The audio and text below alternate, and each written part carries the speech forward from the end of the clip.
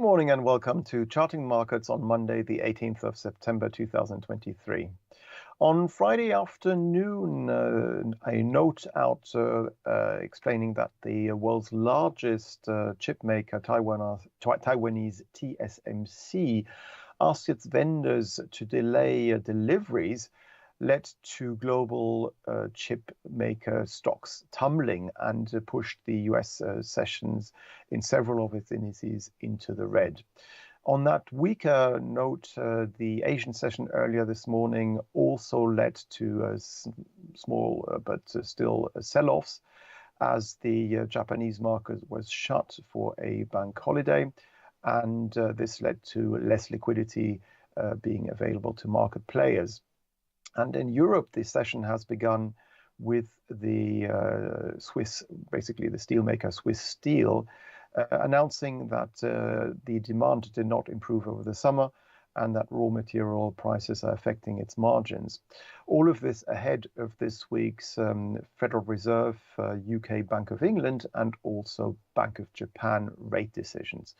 So let's begin by having a look at the FTSE 100. And as we can see here on the daily financial bet, we can see that we're now starting to come off slightly early this morning as liquidity is quite low. The data calendar for today is empty, so really not much going on here, but we can see that we are coming off our 3.5-month high, which was made on Friday at 7,747 on this daily financial bet, and are now trading back around the June high, the mid-June high at 7,688, and may also hit the mid-May low at 7,679, which offers short-term support ahead of the red line here, the 200-day simply moving average at 7,641.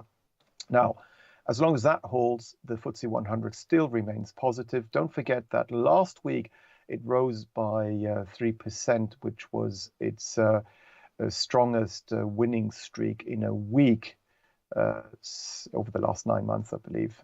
So the FTSE 100 looking quite positive still, even if short-term we may see a small retracement to the downside.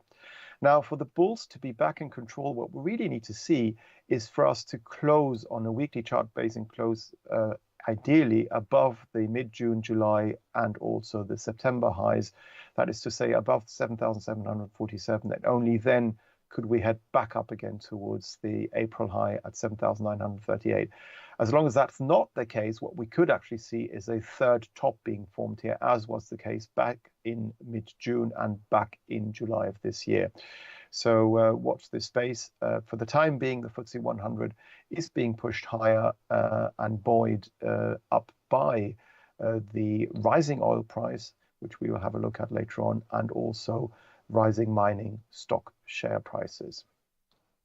In Europe, the story is similar in that the DAX 40, for example, the German stock market index, is coming off again, having risen to 15,992 on this daily financial bet on Friday. But as we can see here this morning, it is starting to come off again. It is now trading back below the 55-day simply moving average here in orange at 15,905, which capped the index earlier this morning, and we can see that we remain within this wide sideways trading range we've been in since basically April of this year, as you can see here. So the question is what's going to happen next? Well, basically from a technical perspective, since we still have a series of lower highs, the odds are that we may once again fail around current areas and basically head back down again towards last week's low at 15,561. The red line here, the 200-day simple moving average, and also the low seen back in August, 15,469. And especially so since the next 2 weeks, historically speaking, are weaker weeks within the calendar years, and the weaker weeks in September, if you go back to the 1950s. That is to say, it's just a seasonal pattern, but it's like climate, basically. It's not the weather itself, but it's sort of an indication that quite often in September and also in October, volatility increases and equity markets tend to come off. So maybe we're seeing the beginning of this happening now, and you need to be aware that that might be a possibility. But if we were to manage to rise and close above 16,044, the late August high, then we could have another ascent taking us back towards the July high at 16,532. But right now, ahead of the FOMC meeting this week, ahead of Eurozone inflation and also UK inflation this week, we could have European equity markets slide further in the days to come. In the US, as I said, the story is quite similar in that we sold off quite aggressively on that news with regards to the Taiwanese chip maker TSMC asking its vendors to delay the delivery of its chips.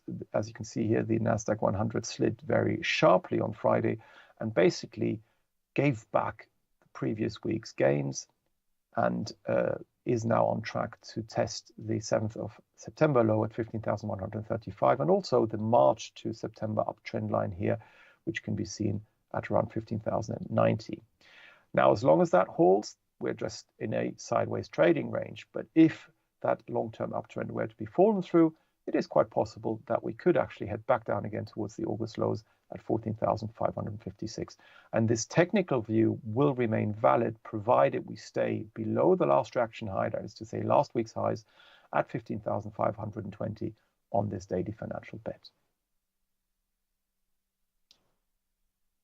The US dollar last week had its 9th consecutive week of gains. That's the most we've seen, the longest winning streak since 2014. And we can see the impact of this on the euro. As we can see here, euro dollar kept on falling and continued to do so as the European Central Bank hiked its rates for the 10th consecutive time to 4% with regards to the deposit facility. And as you can see here, we dipped down to 106.36, which was marginally below the May low at 106.36, sorry. So we dipped down to 106.32. And we are so far holding above that low ahead of Wednesday's Federal Open Market Committee, when we expect the US Federal Reserve to keep its rates unchanged. And according to the CME FedWatch tool, 99% of market participants expect the Fed to keep its interest rates between 5% and 5.25%. So there's a very big consensus that, sorry, I should be saying 5.25 and 5.5%. There's a big consensus that rates will stay at that level at this meeting on Wednesday and Thursday. But if euro dollar were to slide through the 106.32 low seen this week, we could be heading down again towards the March low at 105.16. That would be the next potential downside target with regards to euro dollar. And basically, we will retain this bearish view provided we stay below the last reaction high, that is to say a high on the daily candlestick chart, which is higher than the one on this left and on this right. And that was made last week on Tuesday at 107.69. So basically, provided we stay below 107.69, further downside is in store for euro dollar. Euro sterling is looking slightly different in that it is still trading within its sideways trading range, which we've been trading in since June of this year. But now we're heading back up again. So we're trading back above the orange line, the 55-day simple moving average at 85.83, and are heading towards the July to September downtrend line, which is seen at 86.25, and also the high seen last week at 86.30. If those levels were to be bettered, we could then perhaps retest the late June high and also the August high at between 86.58 and 69. So that would be the next upside target for euro sterling, very much depending on what the Bank of England will do. The majority of market players expect the Bank of England to hike its rates one more time and do so at its next meeting. And that would take the Bank of England base rate to 5.5%. And we'll have to see what the impact of that will be on euro sterling. Now, as long as 86.30 caps, it is possible that we just basically slide back down again and continue to oscillate around this orange line here, the 55-day simple moving average. And then we've got this 1 month support line coming in around 85.60. So that is what's in store for euro sterling. Not much vol going on, and probably not much will continue to go on before we have the Bank of England's rate decision out this Thursday, I believe. And if we look at another currency pair, I thought that the British pound against the US dollar could be quite interesting, as we can see here. we continue to slide. We're trading in 3.5 months lows, and this morning dipped down to 123.71. The next downside target, now that we've fallen through the red line here, the 200-day simply moving average at 124.34, is the May low at 123.09. So that is the next downside target for cable. As we can see here, we remain in a very clearly defined downtrend, and I wouldn't be surprised if we were to hit and test the May low in the days to come around the Bank of England's rate decision later this week. The price of crude oil has continued to rise over the last few weeks and is now trading above the psychological $90 mark with regards to WTI. And we can see this here on the daily financial bet, where we have risen so far this morning to $90.91 on the back of voluntary output cuts by the likes of Saudi Arabia, which cuts its output by 1 million barrels a day and continues to do so probably into year end, although the Saudis might revise their forecasts and their output cuts every month. And you also have Russia cutting its output voluntarily by about 300,000 barrels a day, all of which has led to supply worries and to the price of oil rising. Now we can see here that we are now trading at levels last seen back in November of this year, and the next upside targets for the oil price with regards to WTI are the highs seen back in October, November of last year, between $92.70 and $92.95. So a very clear uptrend in place here after this long sideways trading period we had between May and July of this year. And basically, we have a very clear uptrend in place that would offer support short term around $89.90. But provided we stay above the last reaction low, that is to say the low from the 8th of September at $85.74, the uptrend is very much intact from a medium-term perspective. So further upside likely to be seen with regards to the price of crude oil.